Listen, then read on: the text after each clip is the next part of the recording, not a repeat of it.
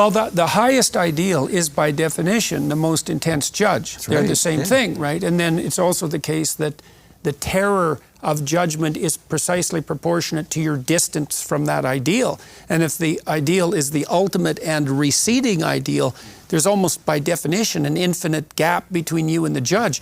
I mean, part of the reason I think that modern people are so interested in destroying ideals is because they don't, and this is the unconscious motivation, let's say, behind a moral relativism, is they don't want to contend with the fact that you can't have an ideal without simultaneously having a judge.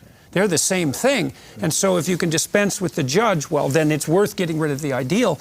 Then you might say, well, why not just get rid of the ideal? And we're being asked to do that constantly, right? And I think the reason is, well, you can't experience any positive emotion without an ideal, because positive emotion is always experienced in relationship to movement towards an ideal. So if you scrap the ideal, there's no happiness. And then if you scrap the ideal, there's also nothing that unites you, because you need to unite internally around an ideal. And if you're disunited, then you're anxious and chaotic.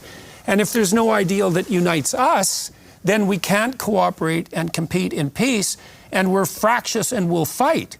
So if you get rid of the ideal, then you lose joy and you invite in chaotic anxiety. That's the price. And a way to describe it from the text is you could say that's when you wander.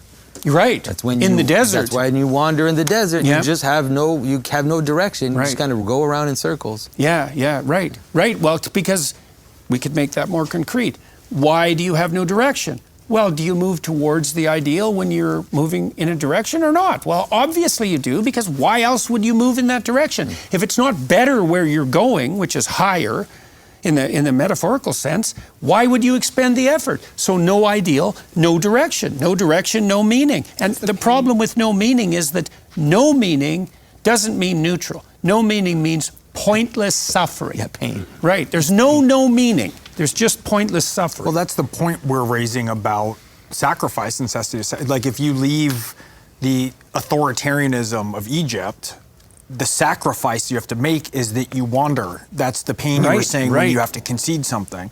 You're not delivered immediately into the promised land. So those sacrifices you're making, whether it's in engagement with your wife that you give something up, whether it's in AA and you're giving up alcohol, when you're giving up anything that you think that you need, you're immediately lost, because when you sacrifice the thing that's important to you, you don't know what to orient towards, and you have to hold until you can find the next thing to orient towards. You can understand this too, because you might say, well, if you're having an argument with your wife, why do you get so stubborn?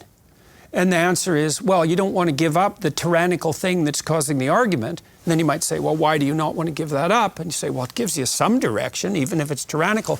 And when you give that up, there's going to be a little interregnum in the desert, right? You have to admit that you were wrong. That's annoying. And then you have to not know exactly how to orient yourself. And then you have to conjure up a new promised land. Well, the thing's always symbolic of some it's like a vein that goes deep in you, right? So it's not over whatever the ridiculous thing is that you're disputing.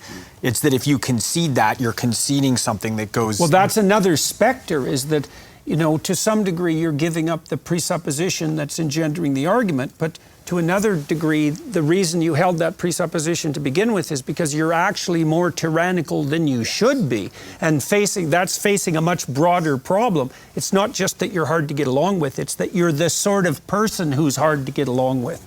So... I don't want to add another divagation.